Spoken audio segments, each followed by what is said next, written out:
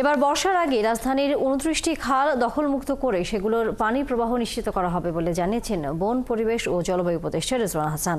তিনি বলেন, খালগুলো দখলমুক্ত করতে বাধা আসলে সম্মিলিতভাবে তা প্রতিহত করা হবে। আর খাল রক্ষণাবেক্ষণ বিষয়ে অন্তর্বর্তী সরকার একটি রূপরেখা করে যাবে বলে জানান গৃহায়ন উপদেষ্টা ও স্থানীয় সরকার উপদেষ্টা। হাবিব রহমানের প্রতিবেদন। দখল দূষণ ও ভরাটে হারিয়ে গেছে রাজধানীর বেশ কিছু খাল। যেগুলো টিকে আছে সেগুলোতেও নেই তেমন পানি প্রবাহ। আবর্জনা আর মশার ভাগাড়ে পরিণত হয়েছে খালগুলো। রাজধানীর ৬টি খাল সংস্কার কার্যক্রমের উদ্বোধন করেন পরিবেশ, বন ও জলবায়ু পরিবর্তন মন্ত্রণালয়ের উপদেষ্টা সৈয়দা রিজওয়ানা হাসান। রোববার প্রথম ধাপে ৬টি খালের প্রায় ২৪ কিলোমিটার উদ্ধারের কাজ শুরু করা হয়।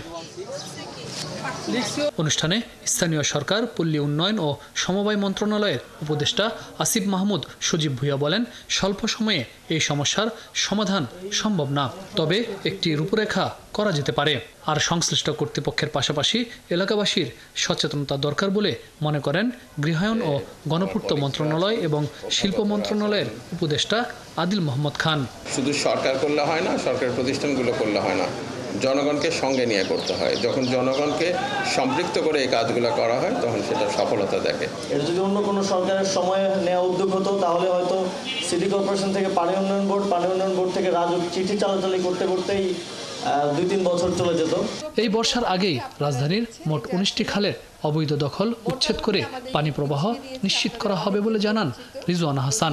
বলেন, উদ্ধার কাজে বাধা আসবে, তবে সম্মিলিতভাবে তা প্রতিহত করা হবে।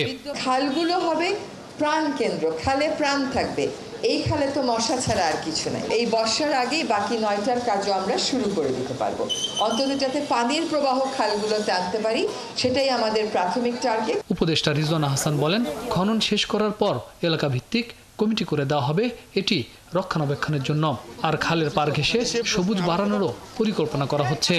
ঢাকঢোল পিটিয়ে রাজধানীর খালগুলোর উদ্ধার কার্যক্রম এর আগেও অনেকবার শুরু হয়েছিল, কিন্তু নগরবাসী তার কোনো সুবিধাই পায়নি, শুধুমাত্র টাকা অপচয় হয়েছে।